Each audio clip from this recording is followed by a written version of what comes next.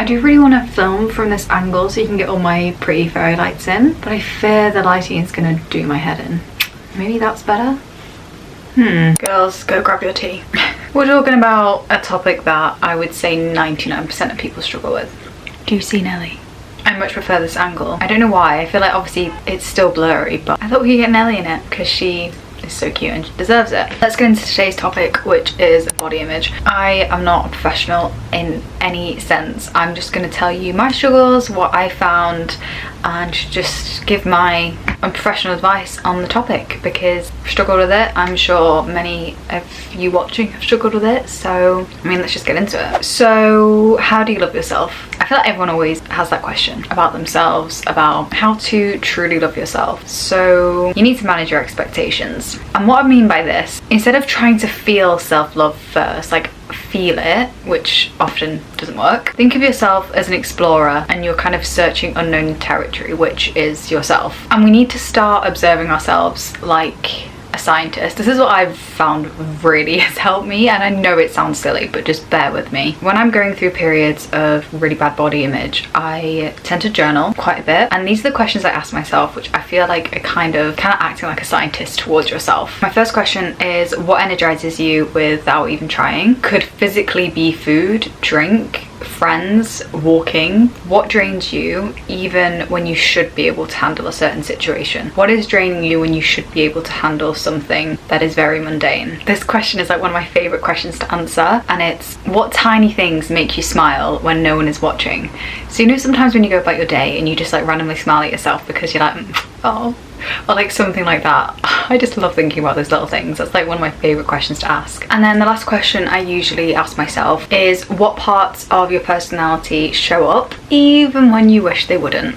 These are kind of hard questions to ask. I feel like when you ask yourself uncomfortable questions, you really have to do a lot of reflection. Another one is, what is something you wouldn't want someone to describe you as? For example, like jealous or rude, or I don't know. I feel like this next one is very like self-explanatory, and many people have probably told you this before, and I'm sure you don't want to hear it again, but it is very valuable. You need to treat yourself as someone you're responsible for, not as someone you're stuck with. Okay, so let's say for example you're in charge of feeding an animal, keeping it healthy, keeping it alive, keeping it happy, and this is the only animal that is in the universe. There's only one of this animal that you're taking care of. How would you feed it? How would you talk to it? Would you let it rest? Would you protect it from harm? Would you encourage it to grow? Would you want to push it out of its comfortability? And you need to ask yourself those same questions. And I know it sounds silly. Another way of viewing it is, I think that there's two of you. So like there's me and there's me again. And there was this version of me that was looking back at me, seeing me do these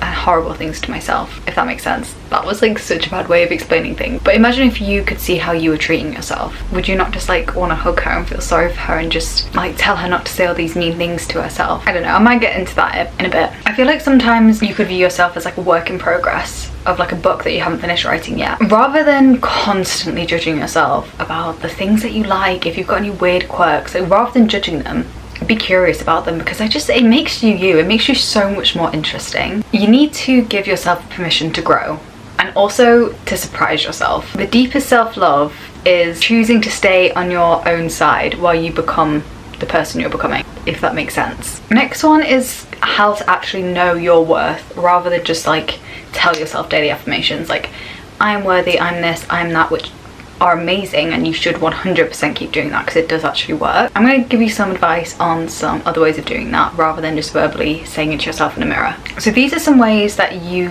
know your worth. You need to watch your actions first of all. If you stop chasing, stop apologizing for existing, that's worth. Keeping small promises to yourself. And that's because confidence grows from you doing what you say you're going to do.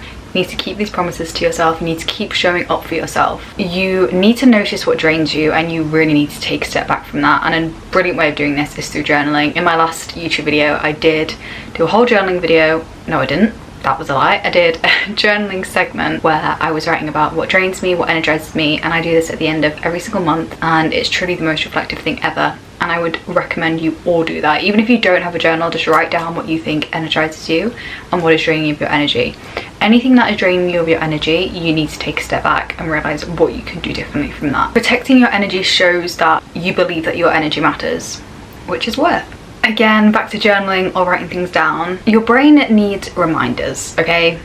And I think it's really important that we write down one thing every single day that we handled well, because the brain learns from being reminded and going over things a lot. You don't actually learn your worth by just saying it. You learn it by the choices you make every single day, whether that be waking up 5 minutes earlier to write down how you're feeling that day, what you want to avoid, what drains you. It doesn't come from saying it. Okay, this next one is how to maintain a positive mindset around body image. First of all, I think we all just need to listen to Emma Thompson. Go on TikTok and type in Emma Thompson body image. She is my absolute queen. I love her so unbelievably much, and if you need a reminder or a quick reminder and you don't want to sit and listen to this, I completely understand. Just go on TikTok and search for that. I look so pale, what the hell? Let's do a little step by step. You need to treat your body as a teammate, not as a project that you need to work on. You need to talk to your body like you talk to someone who's been helping you your entire life. So you need to shift from the whole idea of how do I look and why do I look like this and I don't look like that and I don't have this and I don't have that, to stop. How do you feel? Next step is to curate what you see. This is, at face value, very easy to do. Unfollow people that make you feel bad about yourself. Unfollow people that you compare yourself to constantly. Unfollow people that don't give you any sort of energy. Now, I know obviously this is easy, but a lot of the time it's not, especially if you follow someone because you feel so inspired by them. It can be really hard to unfollow certain creators because you find yourself constantly comparing yourself to them. Like, even me, I don't unfollow people, even some people that do make me question my own body image when I look at theirs, which is so toxic. But also I really value them as a person and their beliefs, which is kind of what curates this kind of battle in your head of like, oh, I know I should unfollow them, but like I feel so inspired by them. So it really is a fine line, I think. I have worked out on how to manage my comparison, so I am still able to follow them, and that just showed me I needed to do work on myself, because I was like, I still want to follow this person. It is not their fault that I'm comparing myself to them. And that was inner work that I needed to do. I would recommend following people who show real human bodies, because your mind does reflect what it's fed at the end of the day. So it is really important that you aren't just scrolling through models and magazines and campaigns, because they are very, very heavily edited. You really do need to understand that. Make sure you are following people who show their real bodies too. You need to celebrate your body for what it does for you rather than for what it looks like. You shouldn't be giving your body praise because you can see your abs or you see a bit more definition. Okay, if that's what you're working towards, amazing. But also, if you're miserable, your body does so much for you that you don't realise. So much behind the scenes, and we really need to start noticing that, because they work every single day, every single night to keep us alive, and we still talk badly to it. We still treat it like shit. We compare it, and we don't just sit down and appreciate everything that it does for us, and we do take it for granted as a society. Our body lets us walk, breathe, heal, laugh. It lets us live life, and we really need to start valuing it for that. Okay, next one, you need to stop body checking. Like, actually stop constantly mirror checking and picking at your face, because your mind is immediately gonna start looking for flaws. You really seriously need to just stop that. Like, go cold turkey, seriously. You also need to remember that your worth doesn't come from what you look like. So your worth doesn't shrink or grow with your body. Like, if you shrink yourself, that doesn't mean your worth is gonna like triple in size. Your body changes, and that is normal. Your value doesn't. Okay, on to value, because we need to value our beautiful bodies. This is something that has really helped me recently when I've been going through bad body image days. You need to notice what your body lets you experience in life, because that's the only thing it literally lets you It literally lets you experience everything. Your body lets you listen to music, lets you feel music, taste food, laugh, hug your family, hug your friends. Value for your body grows when you really focus on what your body gives you rather than what it looks like. And this is something that has really helped me too. I think sometimes when I am not being so nice to myself, I do have to remember it does all these amazing things for me, and I cannot be taking that for granted. You need to stop punishing yourself for being human, okay? Bodies change, they blow, they bruise, they grow, they shrink, they get tired.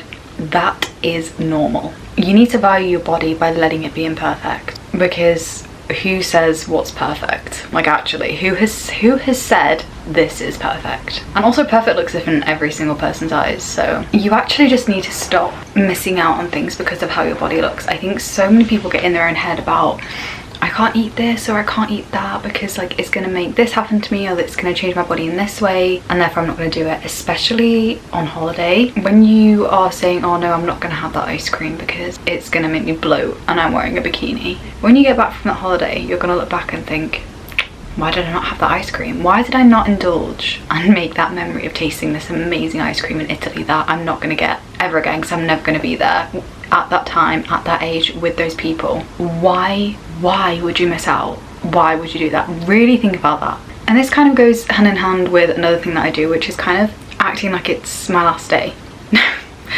Well, I know it sounds dark, but it's true. Are you going to regret not trying that food if you died tomorrow? Are you going to regret not getting that cocktail? Are you going to regret not joining in? The answer will probably always be yes. You just never know. Life's short, so you need to have fun and experience everything. Okay, we're going to talk about weight gain and how to deal with that, because it happens to everyone. When you gain weight, you need to stop treating that as like a failure. Bodies change for so many reasons. Stress, hormones, healing, life shifts, growth. You know, maybe the weight you lost earlier was to do with stress, grief. Again, so many other things that could have caused that. And if that was the case and you've gained that weight, your body isn't declining or losing worth, it's recovering. Weight gain in safety is different from weight loss in struggle. It's your body coming home. It's your body coming back to its natural state, your healthy state, the state it feels safe in. You're not meant to live in a version of yourself that required harm. If your so-called smaller body and your maybe more favorited body required constant dieting, fears of food, overthinking every single meal, anxiety around food, isolating yourself because you didn't want to be around people that were eating food, or you didn't want to go out for food yourself, strict routines, that isn't your real body and isn't your real self. And by doing that, you're literally, as well as just shrinking yourself, shrinking your brain and your capacity to live life. You're shrinking your capacity to feel everything, enjoy life, make memories. That isn't your real body. That's your survival body, the one you had to maintain when you were maybe going through a certain struggle or as a coping mechanism. That isn't what your body is meant to be. Your real body is the one that lets you live without obsessing. It lets you enjoy life, it lets you feel everything, the good, the bad, it lets you reflect, it lets you live life, make memories to tell your kids. It lets you also have children. Okay, girls? You're allowed to outgrow the version of yourself you only kept to feel enough. Maybe you thought you needed to be smaller, to be accepted, to be worthy, to be considered beautiful. You never did. You have always been accepted, always been acceptable, always perfect. The weight you have now might be the weight where you feel normal around food. Movement is enjoyable, your life is balanced, you feel more like you. That's not broken. That is healthy. That is what we should all be striving towards. That's what I strive towards every single day. I do also want to touch on Hollywood right now. As a Wicked fan, I'm not going to deep dive into this, God knows. You know what I'm talking about, okay? And that is not healthy. That is not something you should be striving towards or looking up to. And there is so much in the media right now with everyone getting so thin. Everyone is so thin, like scarily thin. You also have to remember these people are miserable. They will be so miserable and they will not be able to remember any of this part of their life. They don't have the brain capacity to think, feel. They will be depressed, always crying. They will have no value for life and probably really miserable to be around. So you need to kind of strive for the opposite of what the media is showing you, which is obviously like the hardest thing in the world to do because it's all you're surrounded by. But the most valuable thing you can do for yourself is to remind yourself that what's going on is so weird right now and you should just feel sorry for them rather than like, oh, I need to look like that, because no. Everyone goes through struggles with body image and that's just a part of life, but you need to not let it take over your life. It's really important because life is short and you only have one body. It is where you live and it's where you're going to live for the rest of your life, so you may as well take care of it and make it be the best version of you. Whether that means you need to gain some weight, whether that means you need to stop doing some of the bad habits you're doing, maybe that means talking to yourself every single day and telling yourself all these nice things even when you don't believe it. Maybe it is the daily affirmations, maybe it is the daily journaling. If that is making you a better you need to stick at it. It is again the next day because my camera died, and I also went and had my dinner, which was 2 bowls of this amazing creamy salmon pasta that my mum makes. So this is super random. I've never owned anything from White Fox before, and I kind of didn't get the hype. Yeah, I got this like oversized yellow sweatshirt. You know guys, it's actually the softest thing ever, and I'm not just saying that. This is insane. The colour, the fabric, the quality is so soft. I never thought I'd be one of those people to say that, but here we are. I'm obsessed with the White Fox hoodies. Are you kidding? I kind of want to start adding in a segment into these podcast style videos. I also feel like I'm quite low down. Okay, I've just changed the angle slightly because I had to like sit on my heels and it was really uncomfortable. But I asked you guys for some questions regarding this topic, so I thought I would do my best to answer them and give you some advice. It's purely just my advice. I mean, take it with a pinch of salt, as I said before in this video. I thought it could be nice, and this is how we could also interact, and you can ask any questions, or we could just do random questions as well. These ones are filtered towards this topic, but I feel like it could be fun, you know, at like the end of Zoe and Alfie's vlogs where they like answer a random question. I feel like that could be really fun. But let me know if that would be something of interest, or if you just genuinely don't care. Like, I won't be offended. The first question I got, which was quite a lot: how can I improve my relationship with food and my body? I have been wondering this question pretty much the past like 10 years of my life, but it's just something that we struggle with. My top tips would be to practice mindful eating. Really try and enjoy what you're eating, and just remember all the good things that it's doing for you, whether it's classed as healthy or not. Like, even if you're eating a Pop-Tart, it's giving you energy, it's giving you sugar, it's giving you things that your body needs in order to sustain its energy levels, which will then let you go about your day. I also stopped labeling foods as good or bad foods. This was actually really difficult, but has been like a really amazing change and has had a massive impact in my life. When you know, have a plate of food and you look over, you know, you take a glance at it and you're like, this is good, this is bad, this is good, this is bad. It's all about balance, and it's all about moderation. I used to get so obsessed with just like eating clean and eating really good foods, but it's all about balance. Like, if you've had a salad, for example, for lunch, but that's just genuinely what you wanted, you weren't doing it for like to be healthy or whatever, it's just what was there and that's what you fancied, it's okay to then have a cookie after that, because it's all about balance. Or it's okay if you ate a sandwich, crisps and a chocolate bar and then you want a cookie. It's all about balance, because every single day is different. And also, you really have to try and listen to what your body needs. Like, sometimes you might think your body needs a cucumber, carrots and hummus. Maybe that's what I need as a snack. But if your mind is telling you, no, we want a packet of Maltesers, go get that Maltesers, because that's going to satisfy you so much more than some carrots are. Just if you just eat the carrots, you're still going to be thinking about the chocolates. You may as well just eat the chocolate. Also, try and listen to your body in terms of hunger cues. Sometimes this can be a little bit difficult if you have been through a period of dieting and your hunger cues are a bit thrown off. I would definitely say try and not leave it more than 3 hours without eating, and that would try and like regulate your hunger cues again. Even if you start to feel a little bit hungry, just eat. It doesn't have to be massive, just something to sustain you, whether it's a mid-morning snack. You know, you've had breakfast at 9 o'clock and it's now 10:30, but you're like, I'm still a bit hungry. Go grab a snack, just go grab a snack and then continue with your lunch. Some days you need more, some days you need less. You just need to listen to your body, because a peaceful relationship with food starts when you allow your body all foods, not just what you think it needs. Okay, the next one is, why do I feel worse about my bodies on some days and fine about it the other days? Oh my god, it's so frustrating when this happens, because one day you could be like, oh yay, I feel really confident, everything's great. The next day you're like, hate myself, this is awful, I just want to sit in bed and cry all day. Body image fluctuates with mood, stress, hormones, your environment. Bad body image days are usually a reflection of how you're feeling inside rather than anything else. Like, your body hasn't actually changed overnight. Like, if you think, oh, I ate 4 cookies before bed last night, that doesn't mean you're gonna wake up 10 kg heavier.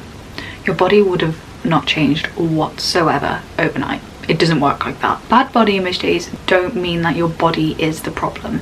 I think a lot of people think that when they have a bad body image day, they think it's their body's problem for that, when actually it's your mind, and your body actually hasn't changed. It's just your mind playing tricks on you. So I think just remember, your body didn't change. Something in your emotional or mental state has changed to have a different perspective on your body. Okay, this one is, how do I handle comments about my body? And I think this is especially fitting towards Christmas time, because aunts, uncles, grandparents, people you don't see very often tend to comment on what you look like. I found anyway. I'm not speaking for everyone, but that's what I found, especially with family I don't see very often. I mean, I have a very small family now, so that doesn't really happen, but it has definitely in the past. I just have to remember that these comments reflect other people's perspectives and not the truth.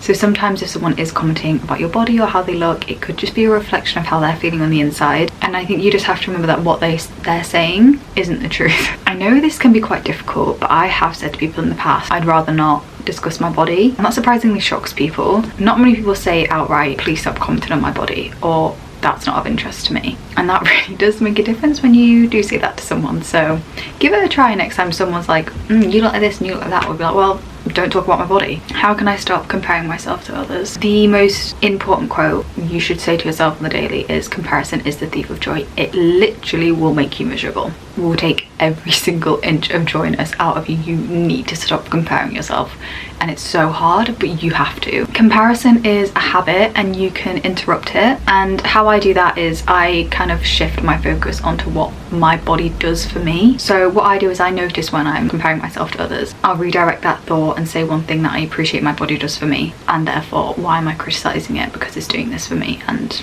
that has really helped me. Sorry, that was a short answer, but I hope that was a little bit helpful. I think they're all the questions I'm going to ask today, because I feel like there are others, but I will just be repeating myself. I don't know if you guys liked this kind of more advice style. I know it was a bit of a touchy subject, so I'm very happy to not do those as much, or if you just want a balance each week of something a bit more serious or something a bit more light-hearted. I could tell like funny jokes, my favorites, would you rather, like that kind of thing. Let me know. Just a reminder that you are perfect the way you are. You're beautiful, you're worthy, and I love you so unbelievably much. And never change yourself for anyone, because you are perfect, like actually. Kisses and love to you all. I hope you're having an amazing December and taking care of yourself and eating all the chocolate, all the Christmas foods, all the crisps, all the dips, everything. And I hope you're fully enjoying yourself.